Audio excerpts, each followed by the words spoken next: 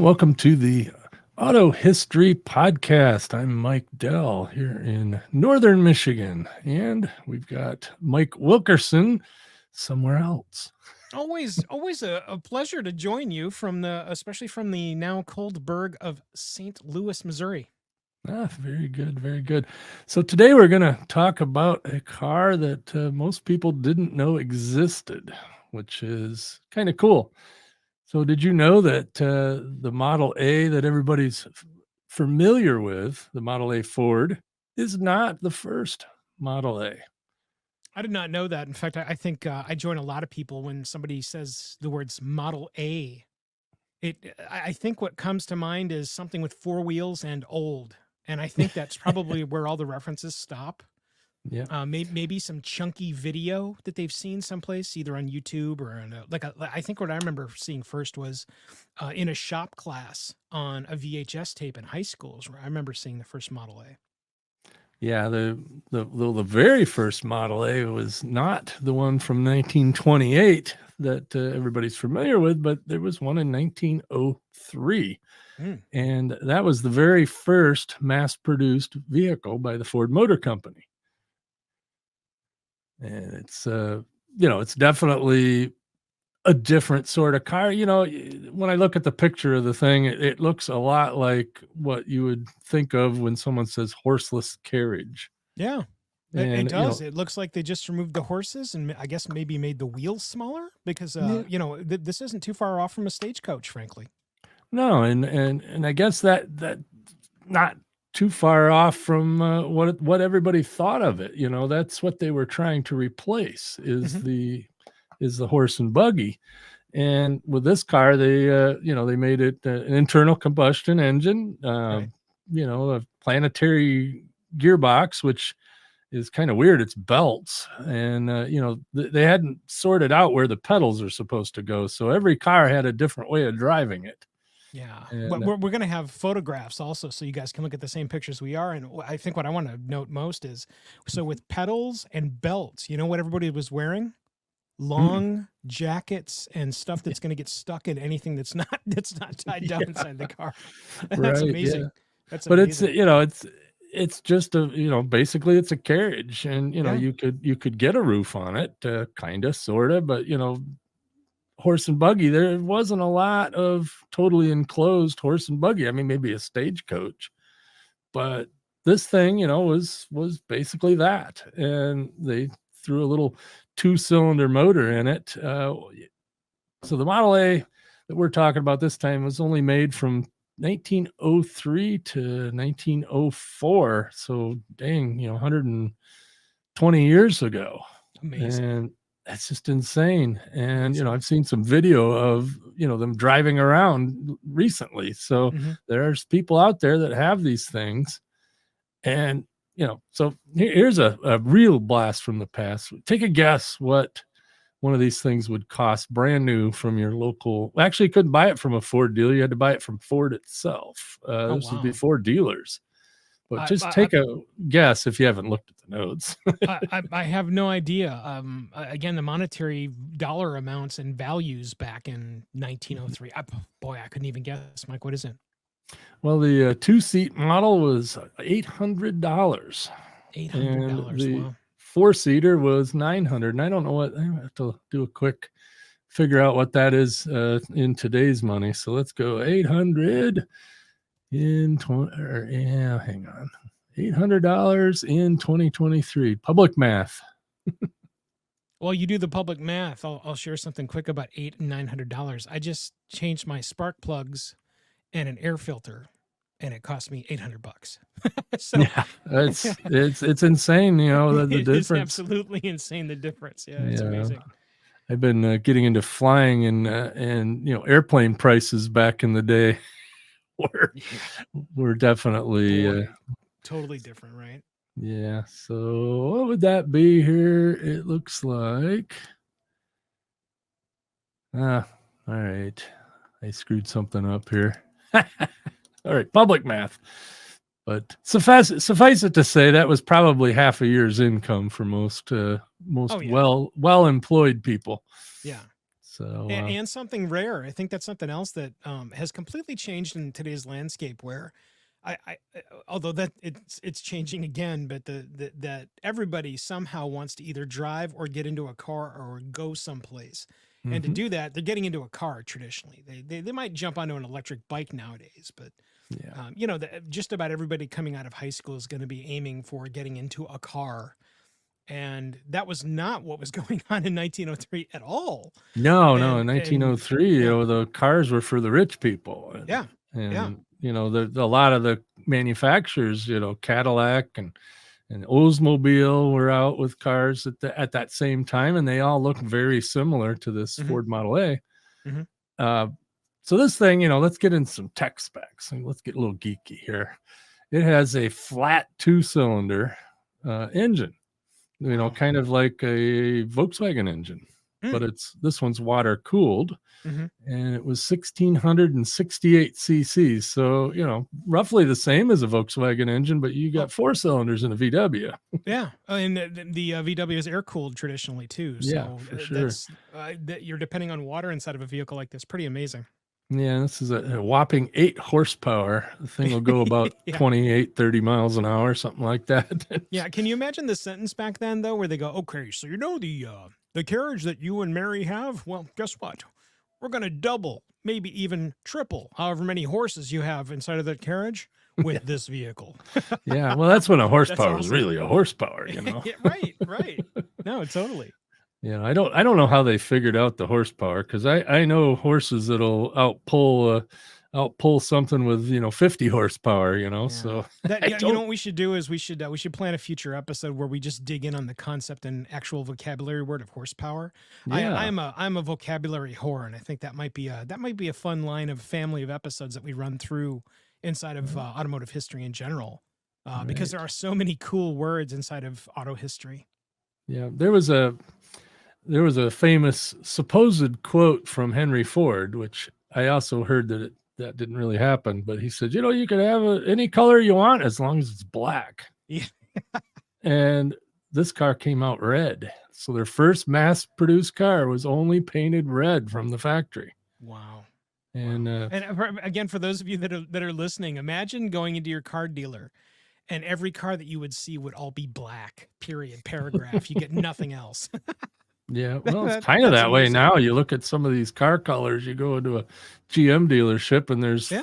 7 shades of gray and Yeah, and especially as and the trim levels go up. Isn't that strange? There are other people that want different color cars to be sure. Maybe they'll give me a shout and I'll come in and set it.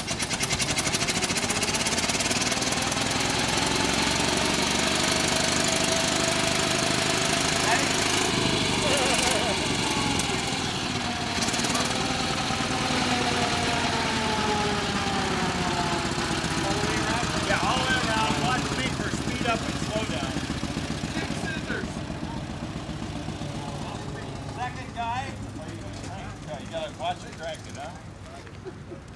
yeah, for sure. I drive a gray Chevy truck as my daily, and it looks like 500,000 other gray Chevy trucks. Yeah, It's nothing distinct. I've got a 22 Dodge Charger, and it's called glacial granite. And so it's a kind of gray, but then if the sun hits it right, it's got this kind of strange root beer color that's mixed into it. And so Yeah. we'll put pictures inside of the show notes for this episode, but it's very interesting. And really, it's where we ask you guys, first question of the episode, what color is your car? Is it something outside the box? Let us know by going over to autohistorypodcast.com. Click on the contact button there and let us know what color your car is. I'd love to know. Yeah, that's an interesting thing. Well, my wife and I have 3 cars here, Hmm. and 2 of them are gray, different shades, Okay. and then I've got an old green Toyota. And what kind of green is it, Mike? It's kind of like a forest green, dark, and and faded and rust and dents, and Sure. it's the beater car. I love It it. is the beater car. Yeah. Yeah. Everybody's got to have a car you don't care much about. True.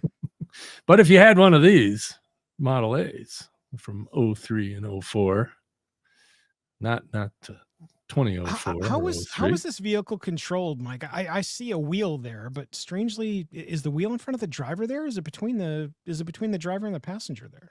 No, it's a regular steering wheel. It was right-hand drive though, ironically, which they Interesting. hadn't decided which way to put the steering wheel. Hmm. And the other weird thing about it is the planetary gears in the transmission. So it had 2 speeds, forward and backward, which is kind of weird. And the way you shifted between forward and backward is you stepped on the center pedal, and that's how you shifted. The throttle was up on the steering wheel. Oh, wow. So you didn't have a gas pedal. And then I think the pedal on the right was, if you opted for brakes, that was a $150 option, believe it or not. But if you opted to have option for brakes, brakes. Okay, great. if you opted for brakes, that would be the left pedal. And then the Wow. right pedal was, you held it down for low gear and let it out for high gear. Interesting. And yeah, it was a weird setup. It's similar to what the Model T had later on. Yeah, But- I think what we'll also do inside here is we'll put up a couple of pictures of the Model T up as well, because I have a deep feeling that many people are probably mistaking this for that, and vice Yeah. versa. Pretty Well, sure. definitely, if you're not watching it on video here, you definitely go and check out autohistorypodcast.com, and we'll have we'll have rich show notes. We like doing that, and that give you some visuals, because this is an audio first podcast, so we got to describe what we see, but sometimes better if you look at it.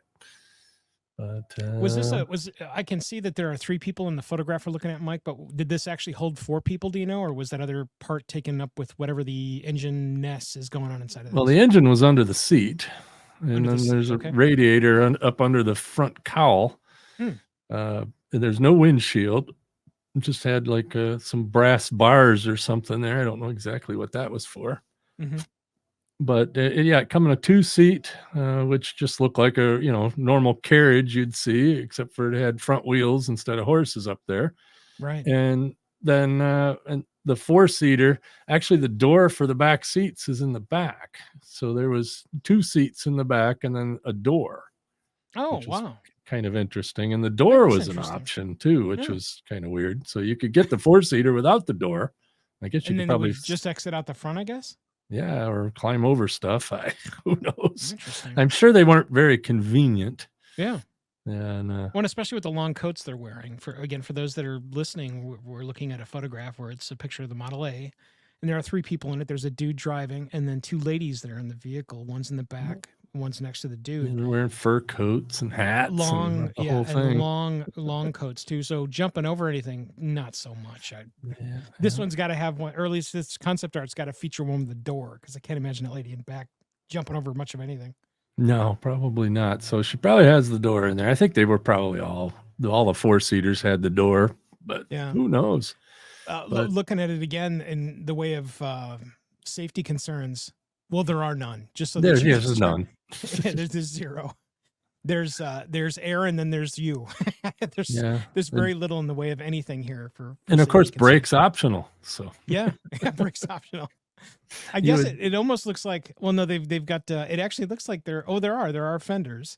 I was going to Mhm. say the guy can just put his foot out there on the wheel and kind of slow it down from the right hand side. well, the way that planetary transmission works, you Mhm. could throw it into reverse and use that as a brake. It's probably Do not you want to smooth. describe the planetary transmission system that you're talking about? Because when you say that, like I'm a space geek, and so my brain goes crazy. I'm sure there's someone else that's listening that's doing the same.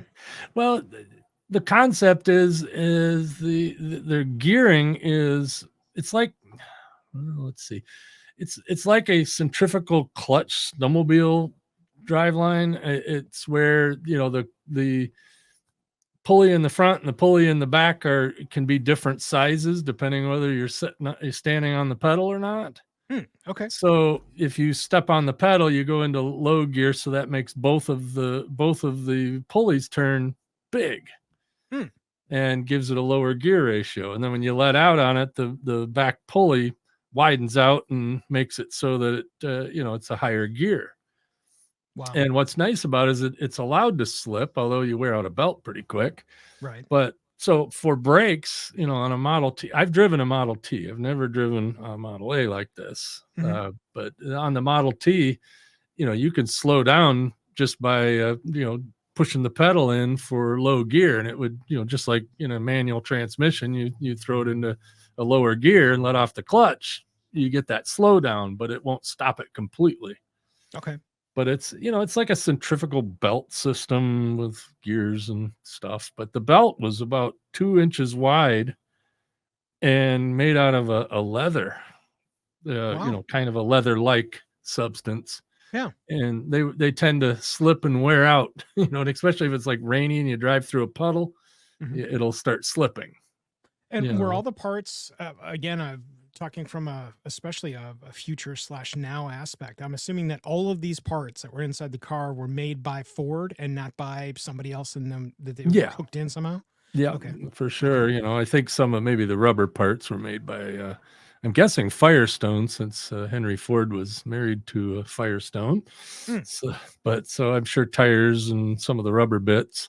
And of course, it looks like the headlights tires on were, these. Oh, go ahead. I'm sorry. Yeah, sure. It looks like the tires were white. Were the tires white on these? Yeah. Back early, they didn't have the black tires. So the white ones, the reason they put in carbon black in tires is because of UV resistance. Tires will dry rot really quick if they're white. Which kind of doesn't make sense because you think white would reflect the sun, but where the black absorbs the heat. Yeah, that's interesting. That's very interesting. Yeah, the number, the rubber is naturally white or kind of a translucent color. But a lot of the older tires back in the day, and a lot of them were solid, instead of being filled with just air. Rubber tires. Just rubber. The thing probably didn't ride very well. The Model T's rode pretty good, as I remember it. Well, and they had the T had a suspension system though, didn't it? Yeah, and this does a little teeny bit. It's got a little spring in the back. I don't think it has much in the front. Yeah, looks like just a straight axle. I'd like to go see one of these in person. I would too. I'd also like to see it run. I have a feeling that it sounds really, really cool. In fact, what we'll also do is we'll do a hunt, and if we can find some sample video of one being run, we'll throw that in the show notes too. Oh yeah, for sure. Yeah, I've got some of the B-roll there that has it running. So yeah, no, that's tremendous. Good.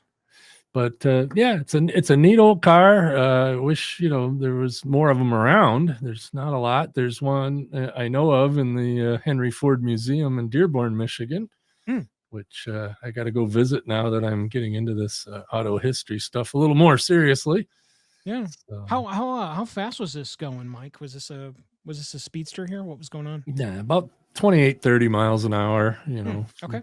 Downhill, probably a little faster, but again, optional brakes. So remember that. I just can't imagine. I wonder if that was taken into account when they were building what would have amounted to roads, or there's another topic for a future episode program is like the development of roads, because I'm just assuming there might be places that people accidentally traveled with these, but I guess you could travel anywhere you wanted, just like you could with a horse and carriage. Yeah, and that's, they did have roads, but they were, 2 tracks basically. And in cities they would usually have dirt or brick roads or streets and stuff like that. But yeah, it's quite interesting. One of the interesting facts is when I was digging into this, a Chicago dentist, Dr. Ernest Fenning, was the first owner of a 1903 Model A on July 23rd in 1903. So how's that for getting in the history books? Well, and it just goes to show you that dentists back then were still raking in the money. Yeah, they are now too. Oh yeah. Well, stuff happens. A total of 1,750 of the cars were built. 1,750. Wow. Yeah, wow. And the old Mack Avenue factory in Detroit.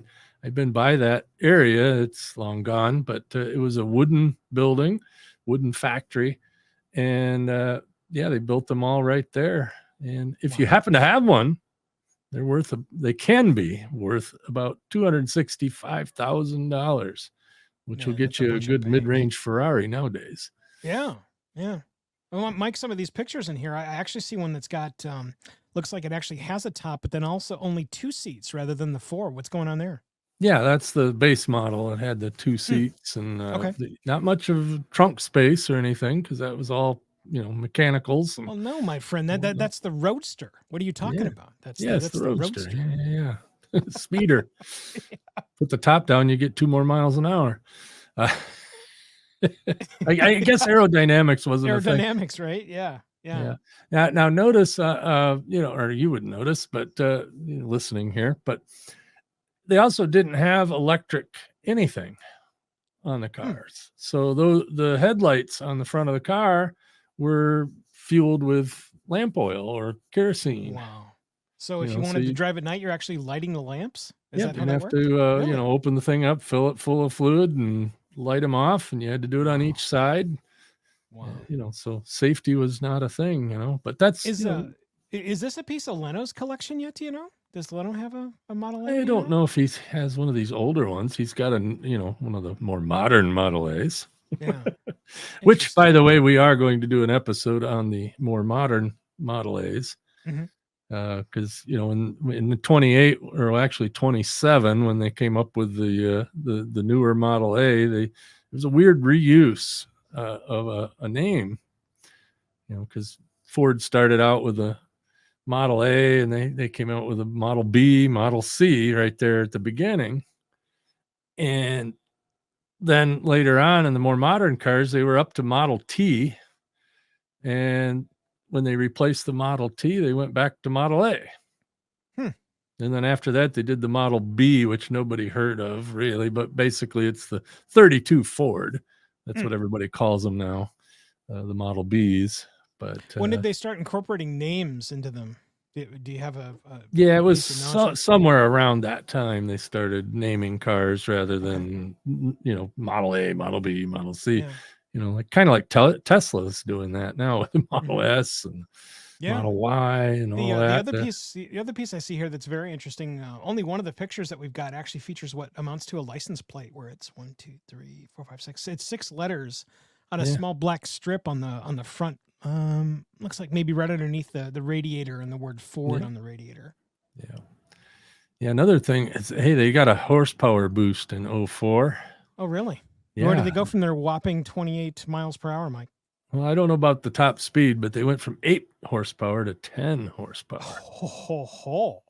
And you can tell a 10 horsepower Model A, or actually they called it a Model AC because it had the C engine in it.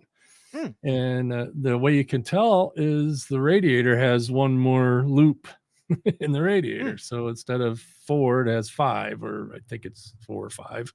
Wow. And but I don't know, has it got a speed boost? I kind of doubt it. It just probably took off a little faster, maybe. Probably. Well, and more than likely it'll just run longer too, just because you've got more horsepower. So that's very interesting. Yeah. Totally unrelated, but sort of related. Gasoline back in the day. A lot of people that have the newer Model A's, people always ask, well, what do you do about gas? Do you have to run a lead substitute? No, there was no lead in gasoline until the late 40s, I think. Wow. And the only reason they did that is for octane boost on airplane engines for World War II.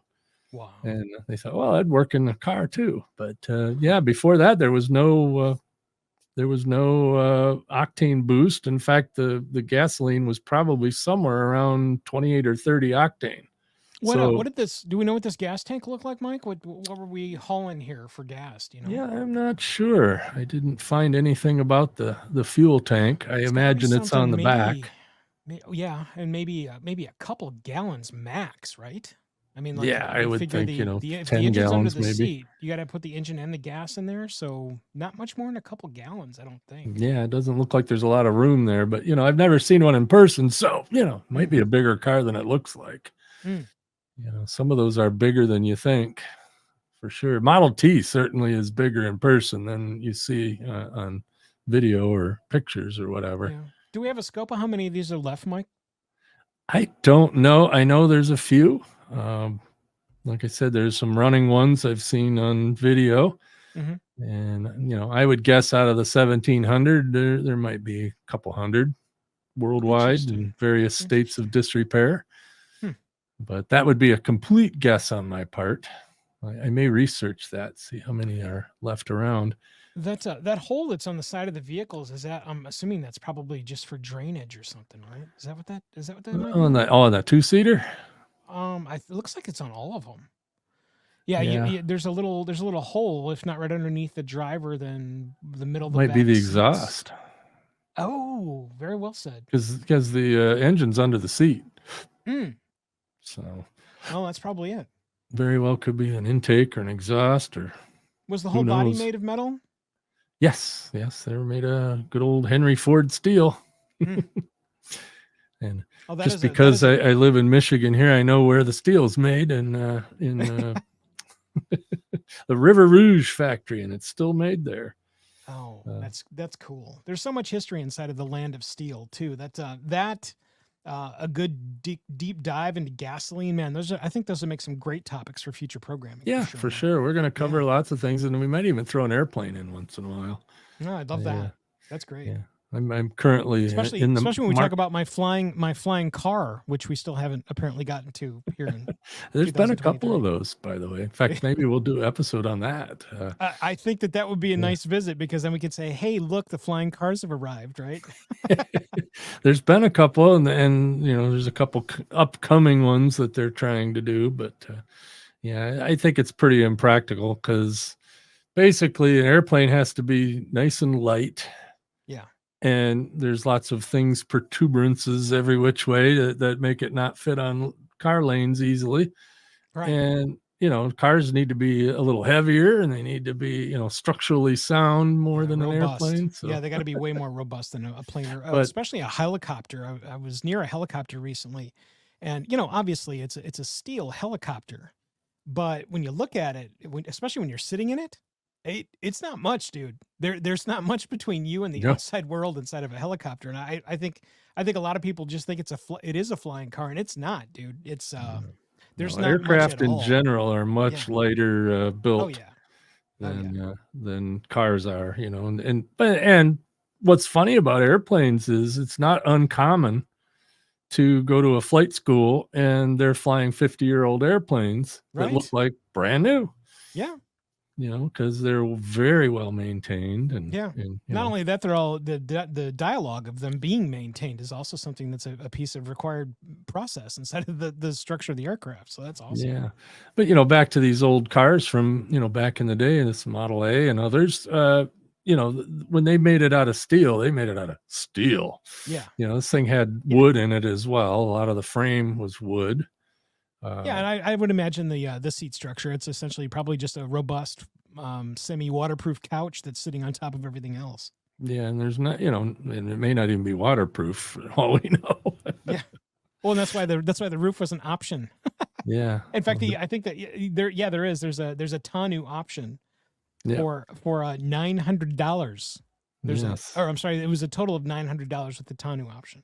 Yeah, with the whole car with the option there. So yeah. Oh, and then interesting, without the tonneau / top, it was called a runabout. I did not know that. That's very interesting. Yeah. So, well, I think we covered this for the first episode. We'll get better at this, of course, and and the more interaction we have with you guys, the better. Yeah, and that's a perfect call to the audience, actually. Remember, you guys can go over to autohistorypodcast.com, click on the contact button, drop Mike and I a message, and let us know what you guys are thinking. Yeah, for sure. We'd like to hear about it, and maybe give us a direction to do some investigating. This is my favorite part of this is just investigating certain topics, and not that we're going to be the be all end all of every bit of information about it, but hopefully we're entertaining and all that good stuff. A beacon for light bulb moments inside of auto history, no question. Yes, there you go. Got to have those light bulb moments. Yeah. So until next time, I'm Mike Dell. And I'm Mike Wilkerson. And 2 mics on the mics. Catch you guys later.